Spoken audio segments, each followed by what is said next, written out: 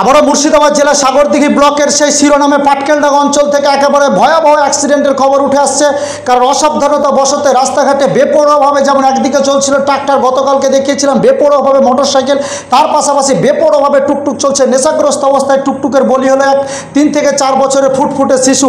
টুকটুকের অসাবধানতা বশতই প্রাণ চলে গেল 3 থেকে 4 বছরের শিশু। এলাকায় একেবারে পাটকেলডাঙ্গা অঞ্চল জুড়ে দাপিয়ে বেড়াচ্ছে নেশাগ্রস্ত অবস্থায় যুবকরা। এলাকার প্রতিনিধিরা আছে, প্রত্যেক জনসাধারণ মানুষ আছে, প্রত্যেকের মুখে শুনে নিব। প্রশ্ন উঠতে শুরু করেছে, তাহলে প্রশাসনের হুঁশ কবে ফিরবে? একের পর এক এই পাটকেলডাঙ্গায় দুর্ঘটনা ঘটছে, কি বলবেন সাজিদদা? গত দুদিন আগেও আপনাদের এই সংবাদ মাধ্যমের মাধ্যমে বলেছি, আমাদের এই গৌরীপুরের একজন ছেলে পিজিতে এখন ভর্তি আছে, তার সম্ভবত পা কেটে ফেলতে হতে পারে, এরকম একটা পরিস্থিতিতে আছে। সেদিনও আপনাদের চ্যানেলের মাধ্যমে বলেছিলাম, আজকেও বলছি। ঠিক মাগরিবের নামাজ পড়ে যখন বের হচ্ছিলাম, একটা লাদেন, যার লাইট ছিল না, লাদেন গাড়ি যেটা বলছিল শিবম, আমি অন্ধকারে লাইট ছিল না, আমি কিন্তু আটকে ছিলাম। যে ভুল স্বীকার করলো যে আগামী কালকে থেকে লাইট এবং গাড়ি স্লো চলবে। তারপরেই ফাঁড়িতে একটু কাজ ছিল, যখন এলাম দুর্ঘটনার কথা শুনতে পেলাম। গৌরীপুর গ্রামের হালিমবাগ পাড়ায় মসজিদের অদূরেই সীতেশনগর গ্রামের লালগোলা থানার সম্ভবত মালিক, তাদের পরিবারেরই একটা বাচ্চা টোটোতে করে যাচ্ছিল বাসুদেবপুর থেকে, তাদের নিকটাত্মের বাড়ি থেকে আসছিল। আমাদের এখানে যে মহিপাল রোড স্টেশনে নামার পর টোটোতে করে সীতেশনগর ফেরিঘাট যাচ্ছিল। মদ্যপ অবস্থায় টোটোর যিনি চালক ছিলেন, তিনি গাড়িকে এলোমেলোভাবে চালাচ্ছিল। ঠিক বিপরীত দিক থেকে, ডিবরজের দিক থেকে একটা বাইক আসছিল, সরাসরি ধাক্কা মারে টোটোকে। টোটো এবং মুখোমুখি সংঘর্ষে বাচ্চাটা মারা গিয়েছে। এখন বর্তমানে লাশ সম্ভবত থানা নিয়ে গেল। এলাকার লোকের একটাই দাবি, প্রশাসন আর কতদিন ঘুমিয়ে থাকবে? এখানে ইংলিশ মিডিয়াম স্কুল রয়েছে, এখানে গৌরীপুর হেমাজুদ্দিন হাই স্কুল রয়েছে, প্রাইমারি স্কুল রয়েছে, স্বাস্থ্যকেন্দ্র রয়েছে, এরকম জনবহুল এলাকায়। তাছাড়া আরও 2টো নার্সারি স্কুল রয়েছে এখানে।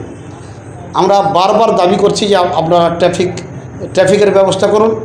যদিও ট্রাফিক যে রেলিংগুলো হয়, তার অনেকটা যান নিয়ন্ত্রণ করা হয়।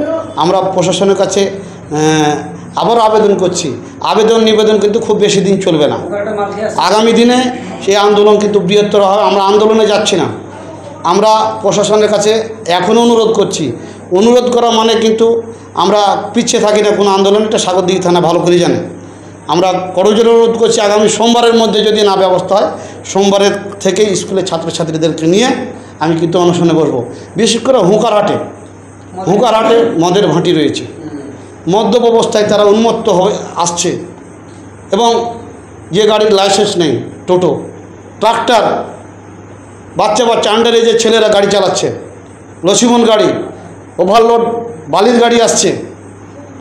ওভারলোড, আন্ডারলোড, এটা প্রশাসন দেখবে। অনেক সময় সেগুলো আসারও প্রয়োজন আছে, কিন্তু সেগুলো যেন নিয়ন্ত্রণ করা হয়।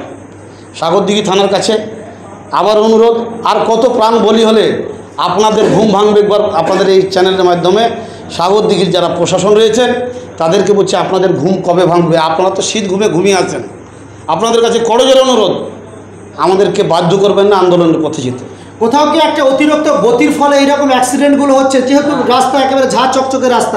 অবশ্যই অতিরিক্ত রাস্তা ঝাঁ চকচকে যেমন, তেমন নিয়ন্ত্রণহীন গাড়ি চালা, সেটাও একটা বড় কারণ আমাদের এখানে তো ফাঁড়ি আছে। আমরা তো নিজেরাই বলি যে না, মাঝে মধ্যে চেক করা, গাড়ি ধরার দরকার। খোলা প্রশাসনের কাছেই দেওয়া থাকলো, যারা এভাবেই গাড়ি চালাবে আমরাও সহযোগিতা করব। এবং আগামী কালকে থেকেই দেখবেন অনেকজনকে বাঁধবো কিন্তু রাস্তাতে, পরিষ্কার বলছি, তখন প্রশাসন তার ব্যবস্থা নেবে।